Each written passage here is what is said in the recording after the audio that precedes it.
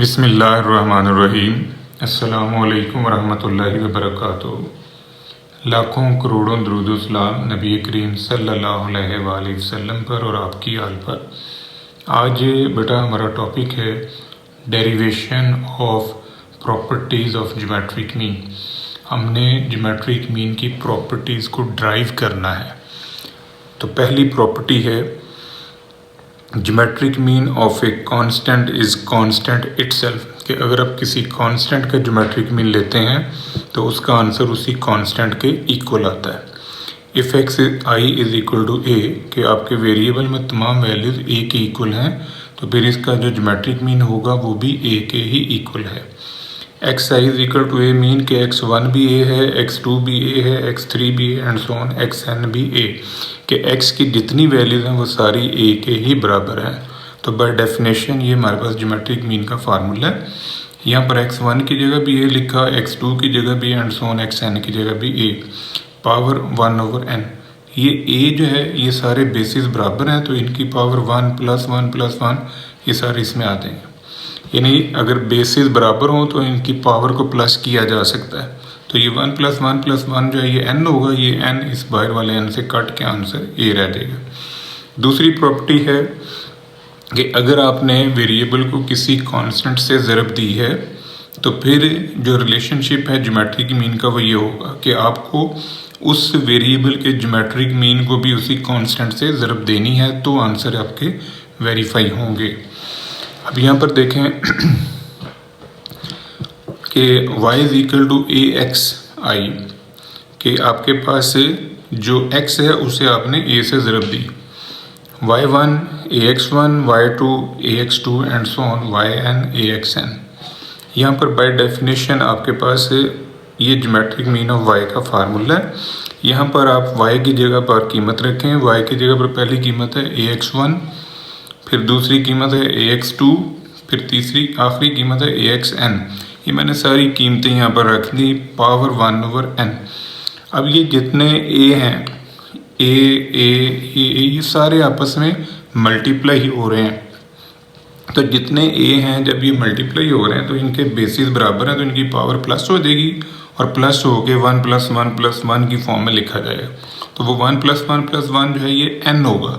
तो इसे मैंने कलेक्टिवली इकट्ठा लिख दिया, a की पावर n, सारे की पावर 1/n। बाकी जो आपके पास x1 x2 up to so on xn है वो सेपरेट लिख दिए। ये a इससे काट दें, n इससे काट दें तो पीछे रह जाएगा a। अब ये चीज़ जो है ये ज्योमेट्रिक मीन ऑफ x के इक्वल है। तीसरी प्रॉपर्टी है कि अगर दो वेरिएबल हैं, एक x का है दूसरा y का, इन दोनों सीरीज़ को, इन दोनों वेरिएबल की वैल्यूज़ को आपने मल्टीप्लाई किया और एक नया वेरिएबल जनरेट किया z, तो फिर इस z का जो ज्योमेट्रिक मीन होगा वो इन दोनों वेरिएबल के ज्योमेट्रिक मीन के प्रोडक्ट के इक्वल आएगा। ये अब आपने प्रूव करना है। zi ये बना है xi और yi से, z1 x1 y1, z2 x2 y2। ये आपने z1 की कीमत लिखी, z2 की एंड सो ऑन, zn की कीमत। तो बाय डेफिनेशन हमारे पास जो ज्योमेट्रिक मीन ऑफ z है वो ये है। z की कीमतें रख दें, z1 x1 y1, z2 x2 y2 and so on, zn xn yn whole power 1/n। अब इसमें जो x की रकमें हैं वो अलग कर लें, यानी x की वैल्यूज जो हैं उनको अलग प्रोडक्ट कर लें और जो y की रकमें हैं उनको अलग से प्रोडक्ट कर लें। तो ये जो x1 x2 up to xn है ये वाले सारे सेपरेट कर लें और ये बाहर से पावर इनके ऊपर अलग कर लें। ये y वालों को अलग कर लिया, इनके ऊपर पावर अलग कर ली। ये चीज़ जो है ये ज्योमेट्रिक मीन ऑफ x है और ये वाला जो है ये ज्योमेट्रिक मीन ऑफ y है। नंबर 4 है कि अगर आपके पास दो वेरिएबल हैं, एक x है एक y है और दोनों के दोनों डिवीजन फॉर्म में हैं, यानी xi / yi से आपने zi बनाया है। तो अब ये जो zi आपने बनाया है इसका जो ज्योमेट्रिक मीन होगा वो ज्योमेट्रिक मीन ऑफ x और ज्योमेट्रिक मीन ऑफ y की रेशियो के इक्वल आएगा। अब इसको आपने प्रूव करना है। अब ये जो z बना है ये xi और yi को डिवाइड करके बना है, तो यहाँ पर 1 रखें, z1 x1 over y1, z2 x2 over y2 and so on zn xn over yn। अब ये कीमतें जो है ये आपने इस फार्मूले में रख देनी है, क्योंकि by definition geometric mean of z आपके पास इसके इक्वल है। z1 की कीमत रखी, z2 की up to so on zn की कीमत। ये जो ऊपर वाली रकमें हैं इनको अलहदा ज़रब दे दें, और ये जो नीचे वाली हैं इनको अलहदा ज़रब दे दें। अब ये जो बाहर पावर में है सारा कुछ 1 ओवर n, ये इसके ऊपर लग कर लें, और नीचे वाली रकम जो इसके ऊपर लग कर लें, यानी एक्सिस के प्रोडक्ट के ऊपर पावर अलहदा होगी और y के प्रोडक्ट के ऊपर पावर जो है वो अलहदा होगी। ये ऊपर वाला जो है ये ज्योमेट्रिक मीन ऑफ x है, और जो नीचे वाला है ये ज्योमेट्रिक मीन ऑफ y है। अब नेक्स्ट है कंबाइंड ज्योमेट्रिक मीन। अगर आपके पास n1 n2 up to so on nk है, यानी k आपके पास ग्रुप्स हैं जिनका ज्योमेट्रिक मीन आपको ये दिया गया है g1 g2 up to Son gk, तो जो कंबाइंड मीन है इनका वो इसके इक्वल है। अब ये आपने प्रूव करना है कि ये कैसे आता है।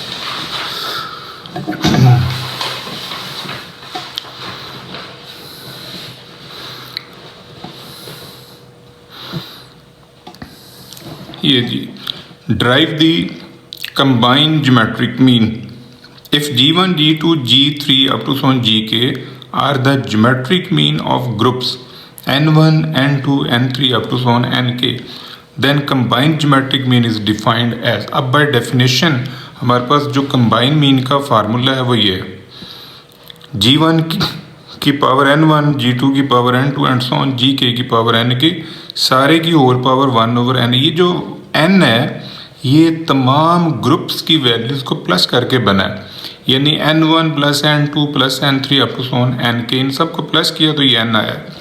अब इसके ऊपर आपने दोनों तरफ जो बेटा लॉग लेना है, यानी यहाँ पर भी लॉग लिया, यहाँ पर भी लॉग ले लिया। अब लॉग की प्रॉपर्टी है कि जो पावर होती है वो शुरू में आ जाती है। ये जो 1 ओवर n है इसको आप स्टार्ट में ले लें, ये यहाँ पर आ गया, इसकी पावर यहाँ पर आ गई। अब दूसरी प्रॉपर्टी लॉग की ये है कि जो रकमें प्रोडक्ट फॉर्म में होती हैं, जो ज़रब खा रही होती हैं, जब लॉग अप्लाई होता है तो वो प्लस हो जाती हैं। अब ये आ जाएगा log g1 n1 plus log g2 n2 plus so on चलते जाए लॉग gk n के पावर में। अब ये देखें कि जो पावर है वो शुरू में आ जाएगी, यानी ये जो n है ये स्टार्ट में आ जाएगा। यहाँ पर आ गया n1 log of g1, n2 log of g2, nk log of gk। तो इन सारों को आपने सम अप कर लिया इस समेशन के अंदर। i varies 1 up to k ni log of gi, और बाहर है 1 ओवर n। अब ये जो लॉग है जब ये इस तरफ आएगा तो इस तरफ आके ये एंटी लॉग हो जाएगा, तो इसे हम लॉग का इन्वर्स भी कहते हैं। Anti log of this one is called combined geometric mean. ये g के साथ छोटा सा c लिखा हुआ है, इसका मतलब है कि भाई ये कंबाइंड ज्योमेट्रिक मीन है। मज़ीद देखें, नेक्स्ट है ड्राइव वेटेड ज्योमेट्रिक मीन। अब वेटेड ज्योमेट्रिक मीन क्या है? जैसे आपने वेटेड अर्थमेटिक मीन किया था कि वैल्यू के साथ उनकी रिलेटिव इम्पोर्टेंस दी हुई थी, तो आपने वहाँ पर वेटेड अर्थमेटिक मीन अप्लाई किया या वेटेड मीन अप्लाई किया। तो अब यहाँ पर जो डाटा दिया हुआ है वहाँ ज्योमेट्रिक मीन अप्लाई होता है। और दूसरी बात ये कि उन वैल्यूज़ के साथ उनकी रिलेटिव इम्पोर्टेंस दी हुई है, इस वजह से यहाँ पर जो है वेटेड ज्योमेट्रिक मीन आप यूज़ करोगे। तो देखें